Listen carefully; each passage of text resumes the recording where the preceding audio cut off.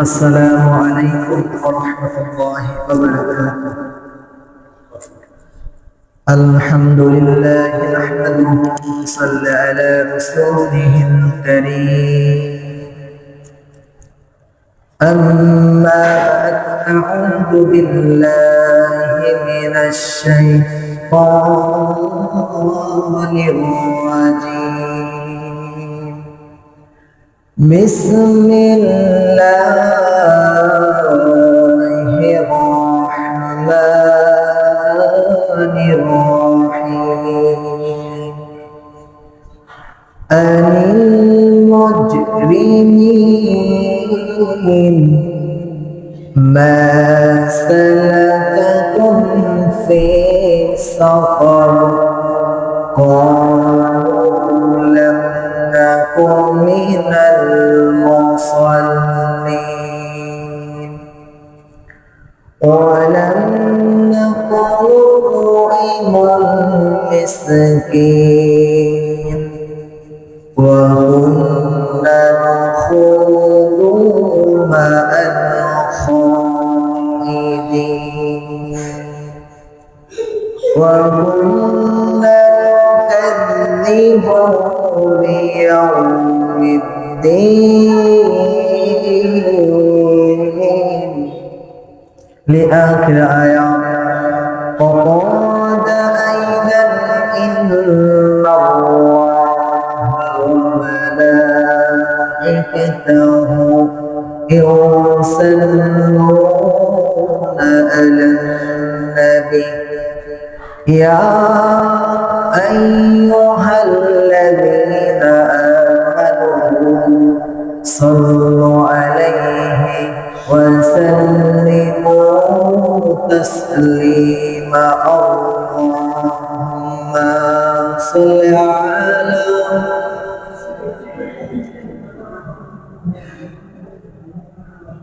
وعلى علي سيدنا حبيبنا محمد شيخ محمد اللهم صل على سيدنا مولانا محمد وعلى علي سيدنا رسولنا محمد بلغ الهدى بكماله كشف الدجى وجماله حسنت جميع خصاله صلوا عليه وآله. الحمد لله প্রশংসা সেই মহান রব্বুল আলামিনের দরবারে যে মহান রব্বুল আলামিন আপনাকে আমাকে মায়া করে মমতা করে মহব্বত করে আল্লাহ পাক রব্বুল আলামিন পবিত্র মাসে পবিত্র দিনে আল্লাহ পাক রব্বুল আলামিন আপনাকে আমাকে তার ঘরে মেহমান হিসেবে কবুল আর মঞ্জুর করলেন। সে রবের উপর লাখ কোটি শুকরিয়া জ্ঞাপন করছি। সকলে বলেছে আলহামদুলিল্লাহ। ছোট্ট করে দুধ পাঠ করে যাও কিয়ামতের ময়দানে যে নবী সুপারিশ না করলে কাল কিয়ামতের ময়দানে কেউ জান্নাতে যেতে পারবে না। সকলে বলেছে সাল্লাল্লাহু আলাইহি ওয়াসাল্লাম। সম্মানিত হাজিরিন, আজকে আলোচনা করব জাহান্নামে যাওয়ার জন্য আল্লাহ পাক রব্বুল আলামিন চারটা প্রধান কারণ দিয়েছেন। জাহান্নামে যাওয়ার জন্য এই চারটা প্রধান কারণ আপনাদের সামনে কোরআন থেকে হাদিস থেকে কথা বলবো। তৌফিক ইল্লা বিল্লাহ। আল্লাহ পাক রব্বুল আলামিন সূরাতুল মুদাসসিরের ভিতরে আল্লাহ পাক রব্বুল আলামিন জাহান্নামের চারটা কথা আল্লাহ পাক রব্বুল আলামিন তুলে ধরছেন। আল্লাহ পাক রব্বুল আলামিন যখন কিয়ামত শুরু করবেন, কিয়ামত শুরু করার পরে বিচারের কাজ আল্লাহ পাক রব্বুল আলামিন শেষ করে ফেলবেন। আল্লাহ পাক রব্বুল আলামিন তখন দুইটা দল বানায় ফেলবেন। দুইটা দল বানায় ফেলেন, একটা হলো জান্নাতি দল আর একটা হলো জাহান্নামী দল। একটা কি দল? জান্নাতি দল আর একটা হলো জাহান্নামী দল। কিয়ামতের দিনকে বিচারের কাজ যখন আল্লাহ পাক রব্বুল আলামিন শেষ করে ফেলবেন তখন দুইটা দল বানায় ফেলবেন, একটা হলো জান্নাতি দল আর একটা হলো জাহান্নামী দল। আল্লাহ পাক রব্বুল আলামিন জান্নাতি দলকে ফেরেশতাদেরকে দেখবেন, এই জান্নাতি ফেরেশতারা আমার জান্নাতি বান্দাদেরকে সুখ সংবাদ দিতে তোরা জান্নাতে নিয়ে যাও, জান্নাতে নিয়ে চলে যাবে। অন্যদিকে জাহান্নামীরা যখন আল্লাহ পাক রব্বুল আলামিন ডেকে বলবেন ইয়াকাল্লাহা জাহান্নামান কাসীরা, তখন ডেকে বলবেন হে জাহান্নামী ফেরেশতারা, জাহান্নামীগুলোকে ধর, চুলের মুঠো ধর, ঘাড় ধাক্কাতে ধাক্কাতে জাহান্নামের দিকে নিয়ে যাও।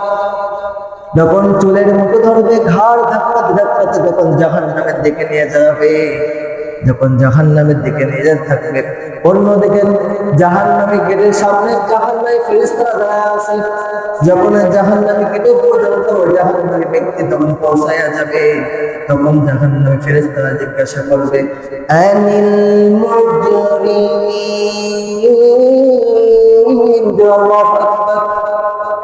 তখন জাহান্নামী ফেরেশতারা জান্নাতীদের কাছে জাহান্নামীদের কাছে প্রশ্ন করবে হে জাহান্নামী, তোদের কাছে কোনো হুজুর যায় নাই, তোদের কাছে কোনো আল্লাহ তাআলার বান্দা যায় নাই, তোদের সামনে কোরআনের কথা বলে নাই, তোদের সামনে কিয়ামতের কথা বলে নাই, তোদের সামনে কবরের যে আযাব হবে এই কথা তোদের সামনে বলে নাই।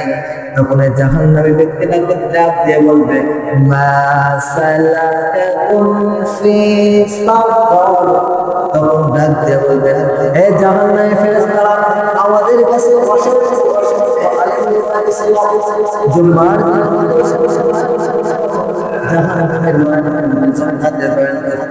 কিয়ামতের দিন কিছু বিচার হবে এ বড় আমাদের সামনে সত্য, কিন্তু আমরা বিশ্বাস করতাম না, আমরা মুসলমান ভেবেছিলাম কিন্তু কামে মুসলমান ছিলাম না, বলি কিনা?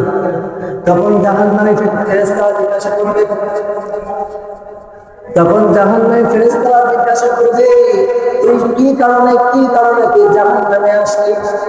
তখন জাহান্নামী ব্যক্তি তখন ডাক দিয়ে বলবে আমি চারটা কারণে জাহান্নামে এসেছি, চারটা কারণ, আর চারটা কারণে আমি জাহান্নামে এসেছি।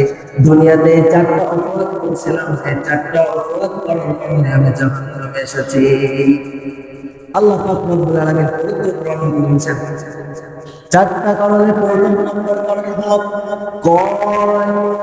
লাম নাকুম মিনাল মুসাল্লিন।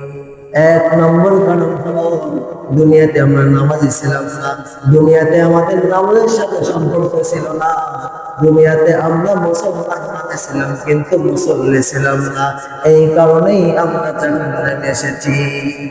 তাহলে প্রথম নম্বর কারণ কি? সবাই বলেন প্রথম নম্বর কারণ কি? এক নম্বর হলো যারা নামাজ ছেড়ে দেবে কোথায় যাওয়া লাগবে? জাহান্নামে যাওয়া লাগবে।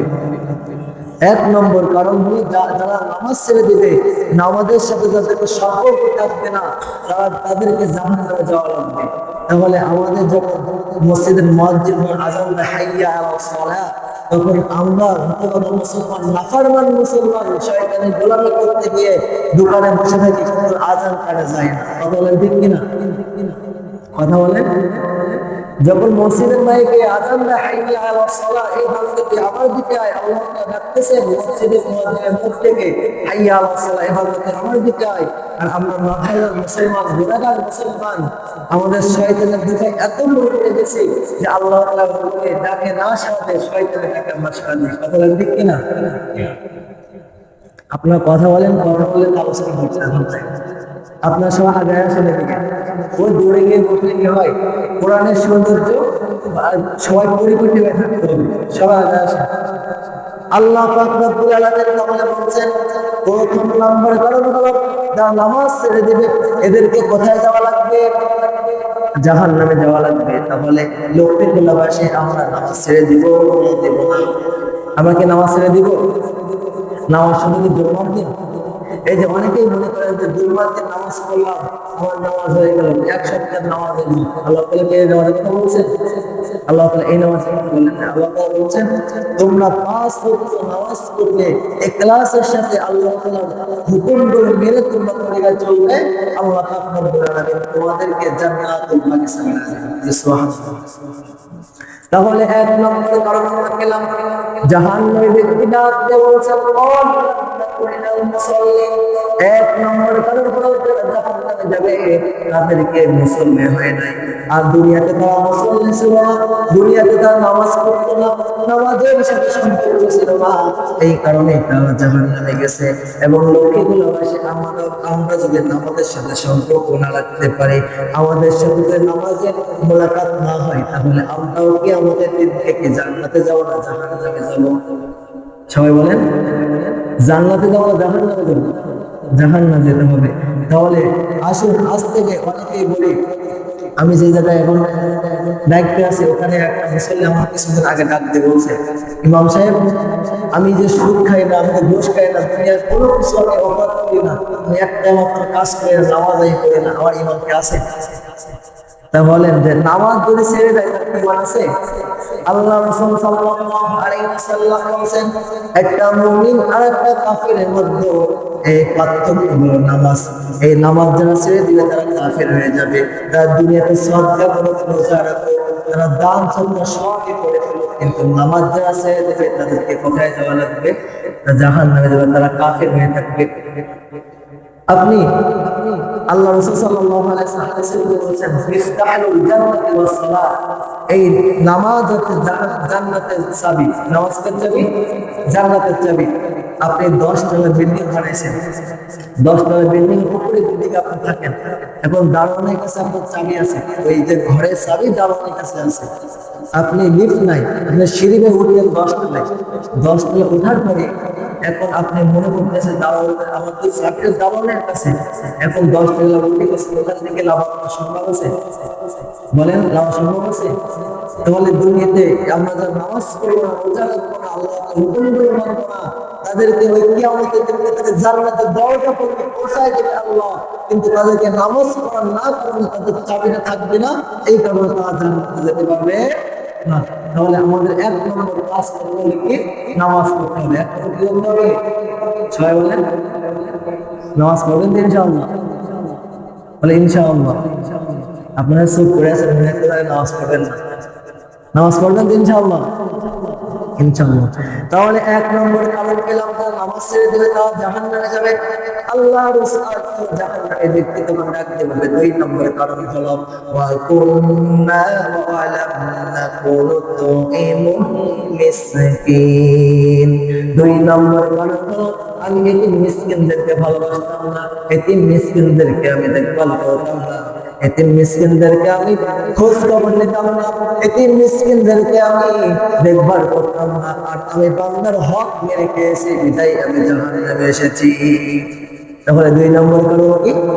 যারা আমাদের সমাজে এতিম আছে তাদেরকে দেখে আমার দূর দূর করে তাড়ায় দেয়, যারা মিসকিন আমাদের কাছে চাইতে আসে তাদেরকে দূর দূর করে তাড়ায় দেয়। দেয় আমার সমাজের লোক আছে না? আছে, কিন্তু এই দূর দূর করে তাড়ায় দেবে। বান্দার হক যারা মেরে খাবে তাদেরকে কোথায় যাওয়া লাগবে? জাহান্নামে যাওয়া লাগবে। তাহলে 1 নম্বর কারণ পেলাম, যারা নামাজ ছেড়ে দেবে তাদেরকে জাহান্নামে যাওয়া লাগবে। 2 নম্বর কারণ পেলাম, যারা বান্দার হক ফাঁকি দিবে, এতিম মিসকিনদেরকে দেখভাল করবে না, এতিম মিসকিনদেরকে ভালোবাসবে না, 2 নম্বরে জাহান্নামে যাবে ওরা। 3 নম্বরে ওই জাহান্নামে ব্যক্তি আপনি বলবেন ওয়া কুন্না নাখুদু মা'আল খাইদিন। আল্লাহু আকবার। 3 নম্বর কারণ হলো যারা লোকের নামে কি করতে হবে, এর কথা ওর কানে লাগাবে, ওর কথা এর কানে লাগাবে, আর মিথ্যা কথা বলবে, 3 নম্বরে জাহান্নামে যাবে ওরা। আমাদের সমাজে এমন লোক নাই? আছে না নাই? আছে। এই এর কথা এর কাছে শুনে আসবে, এই কথা ওর সাথে দিয়ে আর কথা লাগাবে, এই দ্বন্দ্ব সৃষ্টি করে, এই দ্বন্দ্ব যারা সৃষ্টি করবে, মিথ্যা কথা যারা বেশি করবে, তাদেরকে কোথায় যাওয়া লাগবে? জাহান্নামে যাওয়া লাগবে। তাহলে আমরা এই অপরাধ, এই যে গুনাহ, এই যে আপনার মিথ্যা কথা বলা চলন্ত লেভেলের একটা গুনাহ, মুনাফিকের ভিতরে যাদেরকে মুনাফিকের 4টা কারণ পাওয়া যায়, তার ভিতরে এই যে মিথ্যা কথা বলা। আল্লাহ পাক রব্বুল আলামিন পবিত্র কোরআন কারীমের ভিতরে বলেছেন ইয়া আইয়ুহাল্লাযীনা আমানু তাকুল্লাহা ওয়া কুলু কওলান সাদীদা। হে ঈমানদার, তোমরা যারা ঈমান এনেছো, তোমাদের জিহ্বাকে তোমরা কন্ট্রোল করো, তোমরা তোমরা জিহ্বাকে তোমরা যদি কন্ট্রোল করতে পারো, তোমরা যারা ঈমান এনেছো তোমাদের জিহ্বাকে নড়াও, তোমাদের মুখ থেকে কথা বাইর হবে সব ইসলামের কথা, আল্লাহর কথা বাইর হবে, তোমাদের মুখ থেকে কখনো মিথ্যা কথা বাইর হবে না। তাহলে যারা ঈমানদার হবে তাদের কি হবে? মিথ্যা কথা বাইর মুখ দিয়ে বাইর হবে। যারা মুনাফিক হবে, যারা কাফির হবে, এদের মুখ থেকে মিথ্যা কথা বাইর হবে। এখন আপনি আপনার স্বভাব যদি এখন বুঝতে হবে যে আপনার জীবনের সাথে মিলাবেন, আমার জীবনের সাথে যদি চারটা কাজ কারোর সাথে মিল থাকে, বুঝতে হবে সে জাহান্নামে পথে চলে গেছেন। ওখান থেকে ফিরে আসতে হবে, ফিরে যদি না আসেন তাহলে আপনাকে জাহান্নামে যাওয়া লাগবে। তাহলে 3 নম্বর কারণ হলো যারা লোকের নামে গীবত করে, যারা মিথ্যা কথা বলবে, 3 নম্বর জাহান্নামে যাবে ওরা। তবে 4 নম্বর আয়াতে আল্লাহ পাক 4 নম্বর আয়াতে ফেরেশতাদেরকে বলবেন, জাহান্নামী দেখে বলবেন 4 নম্বর অপরাধ হলো ওয়া কুন্না নুকাদ্দিবু বিয়াউমিদ্দিন। আমি বিচার দিনকে বিশ্বাস করতাম না। এই যে কিয়ামত হবে, এই যে কিয়ামতের দিনকে বিচার করবে, এই কিয়ামতের দিনকে সব হিসাব নেবে। এই যে কিয়ামতের দিনকে জিনা করেছে কিনা, অন্যায় করেছে কিনা, টাকা মেরে খাইছে কিনা, সব কিছু হিসাব নেবে, এই কথা আমরা বিশ্বাস করতাম না। এই কারণেই আমরা জাহান্নামে এসেছি। তাহলে 4 নম্বর কারণ হলো বিচার। যারা বিশ্বাস করবে না কিয়ামতকে, যারা বিশ্বাস করবে না তারা জাহান্নামে যাবে।